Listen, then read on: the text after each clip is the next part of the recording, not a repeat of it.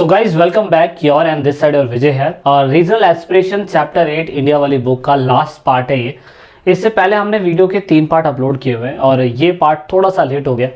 So I hope you are waiting this part और हम term 2 अब स्टार्ट कर चुके हैं। आपको चैप्टर के रिगार्डिंग में नोट्स चाहिए तो आप टेलीग्राम पे ज़रूर जुड़िएगा।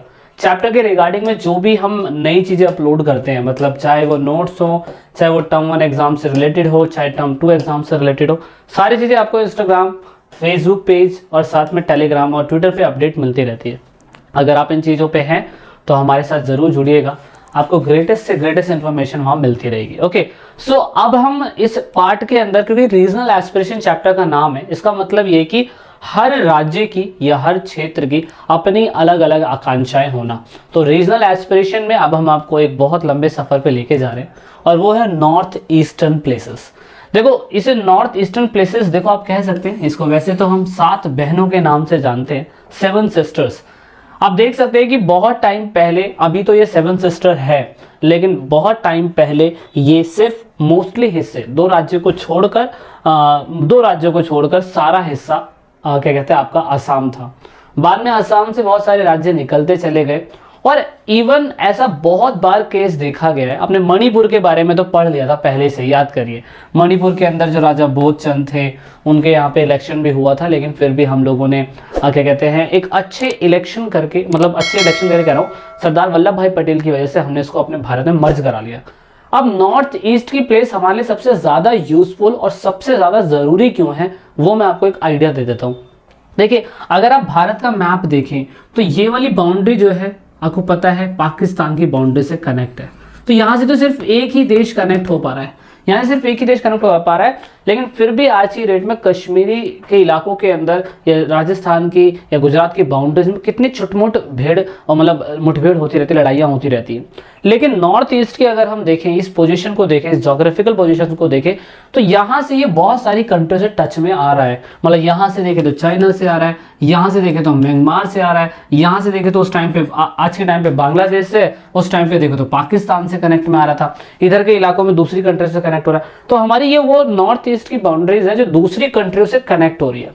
अब हमारी कंट्री के अंदर कहीं से अगर घुसपैठ होने के ज्यादा चांसेस है तो चांसेस हमारी नॉर्थ ईस्ट कंट्री से। तो इसीलिए ये मामला बहुत नाजुक है, बहुत क्रिटिकल है। इन राज्यों की भी अपनी अपनी क्या कहते हैं डिमांड थी। किसी राज्य ने तो बोल दिया कि हम अलग देश ही बनना चाहते हैं, और अलग देश बनने का मतलब ये है कि फिर एक नया देश जो हमारी भारतीय बाउंड्री से कनेक्ट हो जाएगा और फिर हमें उतना ही खतरा बना रहेगा। और यहाँ पे ताज्जुब की बात यह है कि देश की जनसंख्या का 4% हिस्सा हमारा यहीं से आता है। इवन अगर रिसेंटली डेटा के हिसाब से देखा जाए तो वो 4% से 5% या कुछ हो गया होगा। अगर 137 करोड़ की आबादी अकॉर्डिंग टू 2021 के स्टैटिक्स के अकॉर्डिंग है, तो मुझे लगता है कि थोड़ा बहुत 19-20 का फर्क हुआ होगा, पर आपकी बुक में तो यही दिखाया गया है, तो आप इसे ही मान के चलिएगा।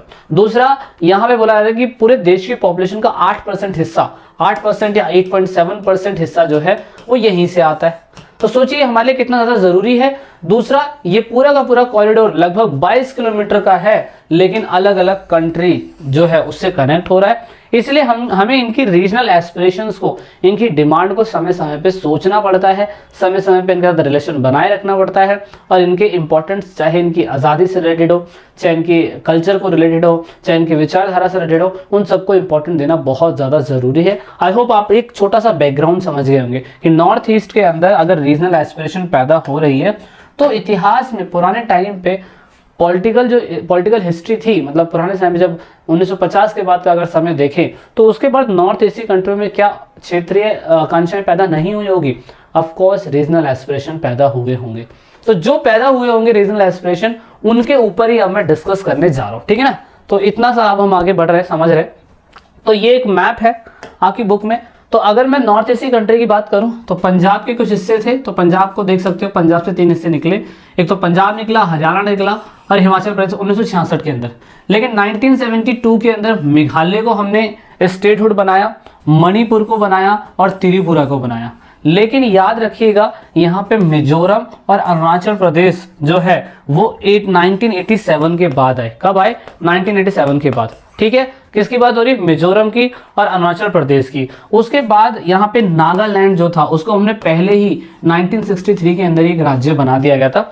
और यहाँ पे हम जानने की ये कोशिश करेंगे हम जानने की ये कोशिश करेंगे कि जब नए राज्य बनाने की मांग हो रही थी, नए स्टेट्स बनाने की मांग हो रही थी, तो हमने सबसे पहले नागालैंड को बनाया, क्योंकि 1962 के अंदर वॉर हुआ था। 1962 वॉर होने के बाद हमें लगता था कि कहीं ना कहीं जो क्या कहते हैं पाकिस्तान है या चाइना है, वो हमारी नॉर्थ ईस्ट कंट्रीज को फंडिंग करेगा, पैसे देगा, और वो उनसे ही डिमांड करेगा कि अपने देश से अलग हो जाओ, नए राज्य बनाने की मांग करो, नई कंट्री बनाने की मांग करो।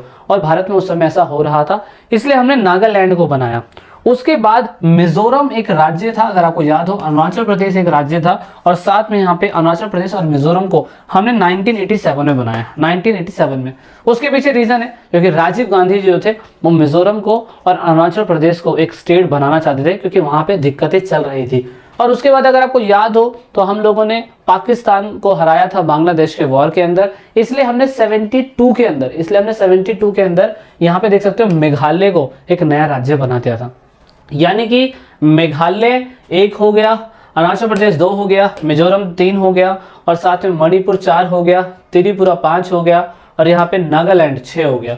एक राज्य और है जो इसमें नहीं है, ठीक है, वो इसीलिए उनको 7 सिस्टर कहा जाता है, और उनकी आज़ादी का टाइम पीरियड अलग अलग है। एक वो जब बांग्लादेश का वॉर हुआ था, 2 वो जिस टाइम पे क्या कहते हैं देश आज़ाद, और जब राजीव गांधी का सेटलमेंट हो रहा था, जब उन्होंने अकॉर्ड साइन करा था, संधि साइन करी थी। और कुछ राज्य वो जो जिस समय वॉर हुआ था क्या कहते हैं आपका चाइना के साथ, तो उसके बाद बना देता है। इवन नागालैंड ने तो अपने देश को एक अलग झंडा ही बना दिया, और उन्होंने कहा कि हम तो आज़ादी लेना चाहते हैं, हम तो आपके साथ रहना ही नहीं चाहते हैं। लेकिन फिर भी हमने समय समय पे क्या करा, उनको मर्ज कराया, क्योंकि नॉर्थ ईस्ट की कंट्रीज को हम छोड़ नहीं सकते, है ना, इसीलिए। अब देखिए मेजर प्रॉब्लम क्या रहती है इन कंट्री के अंदर। एक तो इनका क्षेत्र का अलगाववाद बिल्कुल अलग है, नॉर्थ ईस्ट की कंट्री बिल्कुल अलग ही, नॉर्थ ईस्ट के जो स्टेट्स है बिल्कुल अलग है, क्योंकि वहां पे ना अलग अलग सोशल डाइवर्सिटीज के लोग रहते हैं। ज्यादातर आज भी अपने पुराने कल्चर, रीति रिवाज इनको इंपॉर्टेंट मानते हैं। और सबसे दिक्कत वाली बात हमारे लिए जो है, ये इंटरनेशनल कंट्रीज से इनके जो बॉर्डर है वो जुड़ते हैं, और इसीलिए हमारे लिए यहाँ पे प्रमुख समस्या बनी हुई है कि देखो नॉर्थ ईस्ट की कंट्री के अंदर अगर हम देखें तो इतने सारी जनजातियां, इतने सारे ट्राइबल्स ग्रुप्स रहते हैं कि अलग अलग सोच, अलग अलग विचारधाराओं को एक साथ मर्ज कर पाना, हर जगह की अलग डिमांड, हर जाति की अलग डिमांड, हर कम्युनिटी की अलग डिमांड, हर वर्ग की, हर एथनिक ग्रुप की अलग डिमांड। तो भारत को ऐसी डिमांडों को पूरा करने के लिए बहुत ज़्यादा समय लग जाता है ना, इसीलिए। दूसरा, यहाँ पे वीक कम्युनिकेशन स्किल है, पहाड़ी इलाके में नेटवर्क सिस्टम बैठ नहीं पाता है, लाइट वेट ढंग से पहुंच नहीं पाती है, एक ये बड़ा इशू रहता है यहाँ पे। दूसरा, यहाँ पे प्रवासियों का प्रवेश बहुत रहता है, मतलब बाहर की कंट्री, क्योंकि इंटरनेशनल बॉर्डर से कनेक्ट है, तो बांग्लादेश से लोग माइग्रेट होकर आ जाते हैं। बहुत सारे माइग्रेट होकर आए थे 1971 के अंदर, जब क्या कहते हैं वॉर हुआ था, तो बहुत सारे बांग्लादेशी लोग आ गए थे। साथ में आपको पता है कि हमने अभी रिसेंटली सुना होगा, म्यांमार से रोहिंगा मुसलमान जो थे वो भाग के आ गए थे, तो वो भी तो बांग्लादेश में घुसे, फिर असम में घुस गए। तो ये बहुत बड़ी प्रॉब्लम इन सभी की सभी क्या कहते हैं स्टेट्स के साथ रहती है, और ये सबसे बड़ा इशू रहता है। अब यहाँ पे इन सभी इश्यूज में से जो 3 मेन इश्यूज चैप्टर के अंदर बात करे गए हैं, वो बात करे गए हैं कि हर जो स्टेट 7 सिस्टर्स में आता है, वो एक अलग ऑटोनॉमी की डिमांड करता है, एक अलग स्वतंत्रता की डिमांड करता है। या तो अलग राज्य बना दिया जाए, और या तो अलग कंट्री बना दिया जाए। और 7 सिस्टर्स यानी कि इतना बड़ा जो लैंड मास है 22 किलोमीटर का, उसमें कितने हम छोटे छोटे राज्य बना सकते हैं, काट काट के 22 राज्य तो क्रिएट नहीं कर देंगे ना हम लोग वहाँ पे। और इसलिए अलग अलग जनजाति की अलग अलग डिमांड होती है कि भाई आपने जब असम को बना दिया, मेघालय को बना दिया, त्रिपुरा को बना दिया, तो मुझे भी बनाओ, ऐसा होता है वहाँ पे। दूसरा, हमेशा अलगाववादी आंदोलन तो वहाँ देखा ही जाता है, हमेशा कोई ना कोई जनजाति अलगाववादी आंदोलन करती रहती है। और सबसे बड़ी दिक्कत वही मैंने बताया, अपोजिशन टू आउटसाइडर्स, मतलब वही बाहरी लोगों का विद्रोह तो हमेशा ही रहता है यहाँ पे। 3 बड़ी प्रॉब्लम जिसपे हमें इस चैप्टर के अंदर फोकस करना है। सबसे पहले डिमांड की बात कर लेते हैं। डिमांड में अगर आप देखें तो डिमांड में जो आपका असम है वो सबसे बड़ा था, पहले पूरा असम ही था, ये पहले पूरा असम था। 1963 में किसी कारणवश नागालैंड को अलग बनाना पड़ा। 1972 के अंदर किसी कारणवश मिजोरम को अलग बनाना पड़ा। 1987 के बाद अरुणाचल प्रदेश उसको अलग बनाना पड़ा। 72 के अंदर किसी और को बनाना पड़ा, लेकिन पहले पूरा असम था। तो इस तरीके से सबसे पहले ऑटोनॉमी की बात करें तो मिजोरम ने ऑटोनॉमी ली, आंध्र प्रदेश ने ली, मेघालय ने ली, नागालैंड ने ली। ये सारे के सारे आप देख सकते हो स्टेट, मिजोरम 1, अरुणाचल प्रदेश 2, मेघालय 3 और ये 4। ये 4 तो पूरे के पूरे असम के ही पार्ट थे।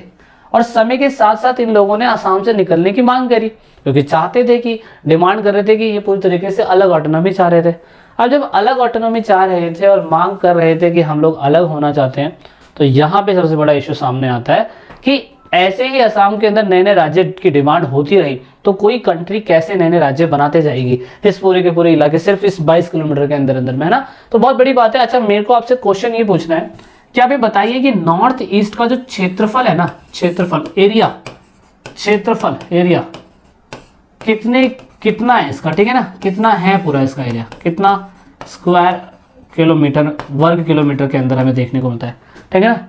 तो ये पूरा आपको एरिया बताना है, ठीक है, मतलब डेंसिटी कितनी होती है ना, वैसा होता है ना, वो बताना है आपने। अच्छा, तो यहाँ पे जो नॉन असामी लोग थे ना, जो मतलब जैसे कि मिजोरम, अरुणाचल प्रदेश और साथ में नागालैंड और त्रिपुरा, या जो भी और भी अलग हुए, वो ये कह रहे थे कि ये जो असामी भाषा थी ना, आसाम की जो भाषा थी, वो उन पर जबरदस्ती थोपी जा रही थी। इसलिए एक तो ये सारे अलग हुए, इसलिए ये सारे के सारे अलग हुए, और इसलिए इन सभी ट्राइबल कम्युनिटीज ने क्या कहा कि हम भाई अलग से एक ट्राइबल स्टेट्स बनाना चाहते हैं, इसलिए बने क्योंकि हमें पता है कि बहुत सारे 7 तो निकले ही हैं, इवन और भी अगर मैं देखूं और भी डिमांड हो रही है, अगर हम देखेंगे। इसीलिए some groups demand a separate community. चलो ये वाला नहीं, मैं आपको ये बताता हूँ, ये डिमांड फॉर द ऑटोनॉमी। तो इसीलिए जैसे हमने कहा कि ना, आसाम से इतने सारे राज्य भी निकले, 3-4 राज्य तो मैंने आपको दिखा दिए, लेकिन अभी भी छोटी छोटी जातियां ना, छोटी छोटी जनजातियां, छोटे छोटे एथनिक ग्रुप, जैसे बोडो लैंड है, बोडो कम्युनिटी, दिस्मा कम्युनिटी, ऐसी छोटी छोटी कम्युनिटी है। मिजोरम के अंदर भी कुछ छोटी छोटी कम्युनिटियां हैं, वो भी मिजोरम के अंदर भी एक अलग राज्य डिमांड कर रही है बनाने के लिए, सोचिए। तो इसीलिए मतलब not possible to form a smaller state. अच्छा, दिल्ली है, दिल्ली तो एक यूनियन टेरिटरी है, क्यों है? क्योंकि ना तो ज्यादा बड़ी है ना वो ज्यादा छोटी है, और वो सेंट्रल के अंडर में आती है। दादर और नागर हवेली दोनों को एक कर दिया गया क्योंकि बहुत छोटी थी वो, ना तो राज्य बना सकते हो और ना ही कैपिटल बना सकते हो, ना ही स्टेट बना सकते हो, मतलब समझ रहे हैं ना तो यूनियन टेरिटरी बन पाती है। तो ये एक बहुत बड़ा इशू रहता है। तो इसीलिए हम लोग इनको यूटी बना देते हैं, ना देश बना सकते हैं ना राज्य बना सकते हैं। तो इसीलिए अब यहाँ पे बोडोलैंड का एक छोटा सा लैंड मास होगा, वहाँ पे एक अलग सीएम होगा, वहाँ पे अलग वोटर लिस्ट बनाई जाएगी, वहाँ के अलग लोग होंगे। तो ये बहुत बड़ी दिक्कत रहती है, बहुत ज़्यादा बड़ी दिक्कत रहती है, ठीक है ना। दूसरा, यहाँ पे इसी चीज़ को ख़त्म करने के लिए ईस्टर्न इंडिया ट्रिब्यूनल यूनियन बनाया गया। इसका मेन मकसद यही होता है कि असम या नॉर्थ ईस्ट की कंट्री के अंदर जो छोटी छोटी ट्राइबल्स कम्युनिटीज़ होती हैं, उन सभी के डिमांड्स को पूरा करने का काम डिस्ट्रिक्ट काउंसिल का है या ऑटोनॉमस काउंसिल का है, ठीक है ना। इतना आपने समझ लेना है। दूसरा है अलगाववादी आंदोलन। तो अलगाववादी आंदोलन मैंने अभी भी कहा कि छोटी छोटी कंट्रियां, छोटे छोटे स्टेट्स हमेशा भारत से अलग होने की मांग करते रहते हैं। ऐसे एग्जांपल के लिए किसने करा था? नागालैंड ने करा था, नागालैंड ने और मिजोरम ने करा था। तो सबसे पहले हम मिजोरम का समझ लेते हैं। मिजोरम अगर आप देखें, ये रहा मिजोरम।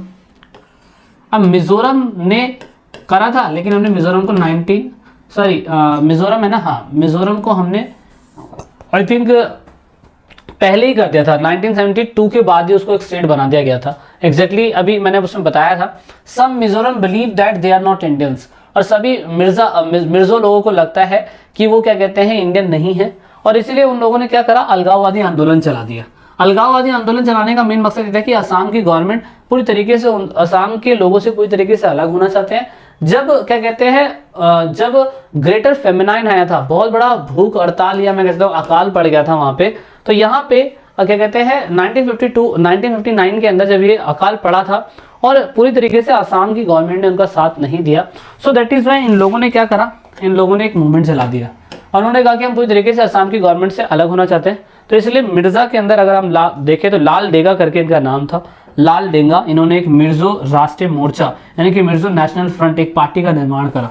इन्होंने एक आंदोलन चलाया पूरे असम के अंदर, और यह अभियान था पूरी तरीके से कौन सा, आम कैंपेन था। मतलब मिजोरम के लोगों ने पूरा का पूरा क्या कहते हैं, जो गन वन थी, जैसे श्रीलंका के अंदर हुआ था, वो सारा का सारा इन लोगों ने बनाया, अपने गन्स बनाए और अटैक करने लग गया असम की गवर्नमेंट के ऊपर। जब असम हमारे भारत का स्टेट था तो ऑफ कोर्स हमारे भारत की गवर्नमेंट जाएगी, हमारे भारत की पुलिस जाएगी। तो मिर्जा लोग हमेशा गोरिल्ला फाइट पे बिलीव रखते थे, मार के खेतों में छुप जाना, मार के जंगलों में छुप जाना। लेकिन इंडिया ने काफ़ी अच्छी तरीके से रिस्पॉन्स करा, पाकिस्तान का इनको सपोर्ट मिल रहा था, क्योंकि आपको पता है उस टाइम पीरियड पे 1971 से पहले जो बांग्लादेश था, अगर आपको पता हो, बांग्लादेश जो था 1971 से पहले, वो उस टाइम पीरियड में क्या था, पश्चिम पाकिस्तान था, है ना। ईस्ट पाकिस्तान था वो, अब वो क्या कहते हैं ईस्ट पाकिस्तान था, तो वहाँ पे मिजोरम को वो लोग सपोर्ट किया करते थे, पैसे ले ले, गन ले ले, बारूद ले ले। तो कहीं ना कहीं जो हमारे इंडियन सिपाही थे, एयरफोर्स थे, वायु के वो लोग थे, उन सभी लोगों ने कहीं ना कहीं मिजोरम की जो गोरिल्ला वॉर फाइट हो रही थी, ये मिजोरम के लोकल लोग थे, उनको हराया।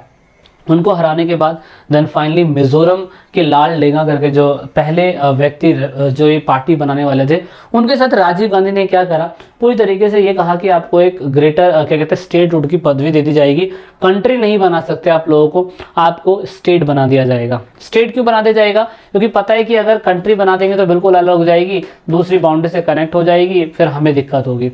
क्योंकि उस टाइम पे वो असम का पार्ट था, लेकिन आई थिंक 1972 के अंदर जाके इसको एक नया क्या कहते हैं क्या बना दिया गया, एक नया राज्य बना दिया गया। तो इस तरीके से मिर्जो नेशनल फ्रंट जो है वो पूरी तरीके से अपने मूवमेंट को उन्होंने बंद करा। बंद करने के बाद जो समय पे कॉलिनेशन गवर्नमेंट चलाई गई, किसके साथ, राजीव गांधी के साथ कॉलिनेशन गवर्नमेंट बनाई गई। और कॉलिनेशन गवर्नमेंट बनाने के बाद पहले लाल डेंगा जो थे पहले चीफ मिनिस्टर जाके मिजोरम के अंदर बने। तो मिर्जा लोगों ने वायलेंट किया था, ठीक है ना। दूसरा एक और सीन हुआ था, वो हम बताते हैं। और आज की डेट में मिजोरम जो है पीसफुल तरीके से अपनी धरोहर को, अपनी संस्कृति को लिटरेसी रेट में ठीक ठाक है बनाए बैठी हुई है। दूसरा है नागालैंड। तो नागालैंड ने तो आपको पता है आज की डेट में भी अभी 2014 के अंदर दोबारा से इन लोगों ने नागालैंड का कंट्री का एक अलग झंडा बना दिया। तो झंडा बनाने इन सेंस 15 अगस्त को हमने तिरंगा लहराया, उन लोगों ने अपनी कंट्री के अंदर, अपने स्टेट के अंदर अपना खुद का नागालैंड का तिरंगा फहरा दिया, जो बिल्कुल गलत था। तो ये सब, इसकी शुरुआत 1962 में जो इंडो पाकिस्तान वॉर हुआ था उसके बाद इसकी शुरुआत काफ़ी ज़्यादा देखी गई। तो नागालैंड के लोगों ने भी एक अलग डिमांड करी। जब इंडिपेंडेंट इंडिया 1951 हुआ था तो उस समय हम लोगों ने तो जैसे तैसे करके आसाम के साथ नागालैंड को मर्ज कर दिया और हमने कहा कि आप उनके साथ हो जाइए। लेकिन यहाँ पे नागा नेशनल काउंसिल, इन लोगों ने कहा कि नहीं भाई, हम लोगों को भी मिजोरम तो बात खैर बाद में हुआ, इन्होंने कहा नहीं, हमको एक अलग राज्य चाहिए। तो इस तरीके से सेम जो मिजोरम के साथ कंडीशन हुई थी वो कई साल पहले नागालैंड के साथ दोहराई जा चुकी थी। और नागालैंड एक अलग डिमांड कर रहा था, क्योंकि आपको पता है मणिपुर को तो हमने पहले ही 1951 के बाद ही क्या कहते हैं इसको हमने अपने भारत का हिस्सा बना लिया था। और ये कोने वाला इलाका था, फिर यहाँ पे नागालैंड भी कोने वाला इलाका था। और अगर वो अलग कंट्री बन जाती तो अगेन हमारा त्रिपुरा के साथ वाला प्रॉब्लम वही क्रिएट हो जाएगा।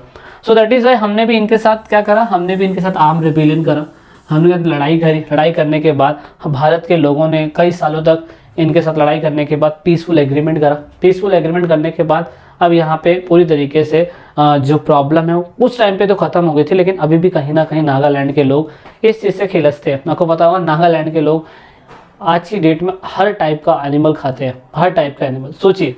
तो ये है, तो यहाँ पे आउटसाइडर की प्रॉब्लम तो हर जगह रहती है, पूरे असम में है, त्रिपुरा में है, नागालैंड में है, मणिपुर में, सब जगह है। क्यों है, क्योंकि आपको पता है अगेन वो आसपास के सभी कंट्री से कनेक्ट है। तो आउटसाइडर ज़्यादातर बांग्लादेश के मुसलमान, बांग्लादेशी लोग, बंगाली मुसलमान सारे के सारे भाग के असम में घुस जाते हैं। तो इसीलिए ये सबसे बड़ी प्रॉब्लम यहाँ पे रहती है। और इसीलिए असम मूवमेंट चलाया गया था 1979 से लेके 85 के बीच में। असम के सभी लोगों की डिमांड यही थी कि जो भी इलीगल बंगाली मुसलमान सेटल्ड हुए हैं बांग्लादेश से, उन सभी को क्या कहते हैं बाहर निकाला जाए। ये चीज़ पेपर के अंदर बहुत इंपॉर्टेंट है, इसे लिख के रख लीजिएगा। इसका मेन मकसद यही था कि जो भी असम के अंदर इंडिजिनस, लोकल इंडिजिनस रहते हैं, असामी, मेन असामी लोग रहते हैं, और दूसरे लोग अगर आके घुस जाएंगे तो उसका एक कारण ये है कि एक तो उनकी संस्कृति पे इफेक्ट पड़ेगा, दूसरा उनके रिसोर्सेज पे इफेक्ट पड़ेगा। और इसी वजह से असम के लोगों ने कहा कि हम चाहते हैं कि जो भी बंगाली मुसलमान, ये म्यांमार से आए हुए रोहिंग्या मुसलमान अगर असम के अंदर घुसे और नकली राशन कार्ड बना के बैठे हुए हैं तो कहीं ना कहीं वो हमारे लिए दिक्कत है, क्योंकि वो हमारे रिसोर्सेज के ऊपर बोझ बनेंगे, है ना। इससे गरीबी बढ़ेगी, अनएम्प्लॉयमेंट बढ़ेगा, एडमिट सिस्टम के अंदर बहुत ज़्यादा बदलाव आएगा। सो दैट इज वाई इन लोगों ने 1979 के अंदर एंटी फॉरेन मूवमेंट चलाया गया आसू ग्रुप के द्वारा। आसू बोलते हैं आसाम स्टूडेंट यूनियन ग्रुप। इनका मेन मकसद था कि जिन लोगों ने नकली वोटर कार्ड बनाए हैं, आईडी कार्ड बनाई है, उन सभी को बाहर भेजा जाए आसाम से। और इसके लिए क्या किया गया था, इसके लिए ऑफकोर्स राजीव गांधी की सरकार ने कहा कि ठीक है हम लोग ऐसा ही करेंगे। हम लोग 1971 के अंदर जो भी मुसलमान आए हैं या जो भी लोग आए हैं उन सभी को आपकी स्टेट से बाहर निकाला जाएगा। और इसके लिए उन्होंने आसू कम्युनिटी के लोगों के साथ पीसफुल एग्रीमेंट करा। और इसीलिए आपको पता होगा 2020 के अंदर ये मामला बहुत ही ज़्यादा इशू में, सुर्खियों में रहा। एनपीआर है ना, एनपीआर ये बहुत सुर्खियों में रहा, जिसमें कहा गया कि जो भी आउटसाइडर हमारे भारत के अंदर से आया है, जितने भी मुसलमान हैं, बंगाली लोग हैं, बांग्लादेशी लोग हैं, उन सबको डिपोर्ट करा जाएगा बांग्लादेश के अंदर। ये कुछ डेटा है, ठीक है ना, ये कुछ डेटा है जहाँ पे दिखाया गया है कि कम से कम 40 लाख से कुछ लाख लोग आज की डेट में भी हमारे भारत देश के अंदर घुसे हुए हैं। अब वो Aadhaar card, voter I D card बना चुके हैं, अब उन्हें बाहर कैसे करना है वो उसके ऊपर एक स्ट्रैटेजी चल रही है, बनाने की कोशिश करी जा रही है। तो ये सारा मेन नॉर्थ ईस्ट कंट्री का मेन प्रॉब्लम है, ठीक है। अब यहाँ पे हमें लेसन क्या मिलता है रीजनल मूवमेंट के साथ, अगर नॉर्थ ईस्ट कंट्री के साथ या किसी भी कंट्री के साथ हमें स्टेट के साथ, सॉरी मैं जहाँ जहाँ कंट्री बोल रहा हूँ स्टेट समझ के चलिएगा, फ्लो में हो जाता है। अब यहाँ पे हमें सीखने को क्या मिलता है, सीखने को हमें ये मिलता है कि हमें पता है कि रीजनल एस्पिरेशन जो है ना वो बहुत ज़्यादा है, और डेमोक्रेटिक पॉलिटिक्स के अंदर तो सभी को अधिकार है कि वो अपने अधिकारों की मांग करें, डेमोक्रेसी में यही होता है। बट इसका सही तरीका ये है रीजनल एस्पिरेशन को ख़त्म करने का, कि हमें अगर कुछ भी नेगोशिएशन करना है ना तो हम लोकतांत्रिक तरीके से या संवैधानिक तरीके से ही करेंगे। इसमें ऐसा नहीं है कि हमेशा दंगा फसाद होता रहे या होता रहना चाहिए, इसीलिए हमें ये याद रखना पड़ेगा। और दूसरा, region should be adequate share in the national level and decision making. राष्ट्रीय स्तर पे ही इसका क्या कहते हैं सही समाधान निकल पाता है, हमें जोनल लेवल पे कुछ नहीं करना चाहिए। और यहाँ पे इकोनॉमिक में इनबैलेंस ना हो जाए, इसलिए हमें रीजनल डिस्क्रिमिनेशन को समझते हुए हमें इन डिमांडों को समय समय में फेस करते रहना पड़ेगा, है ना। लास्ट में फेडरल स्ट्रक्चर जरूरी है। फेडरल स्ट्रक्चर इसलिए ज़रूरी रहेगा क्योंकि अगर नॉर्थ ईस्ट की कंट्रियाँ अगर हमारे साथ रहेगी तो हम उनके रिसोर्सेज का इस्तेमाल भी कर पाते हैं और भारत फिर डेवलप होगा। अदरवाइज हम कहते हैं कि हाँ आप अलग स्टेट बन जाइए, या हम उनके साथ सिविल वॉर करते रहे और ज़बरदस्ती अपने भारत देश का हिस्सा बना ले, तो उसमें भी दिक्कत है, फिर वो हमारे लोकतंत्र के लिए खतरा है ना। तो guys I hope you got so much information from this video को एंड तक देखने के लिए बहुत बहुत thank you. If I miss something तो मुझे कमेंट जरूर करेगा। वीडियो कौन सा पार्ट अच्छा लगा वो जरूर बताइएगा, जो मैंने क्वेश्चंस पूछे उसका आंसर देने की कोशिश करेगा। जय हिंद, जय भारत, मिलते हैं हम नेक्स्ट चैप्टर में जल्द ही।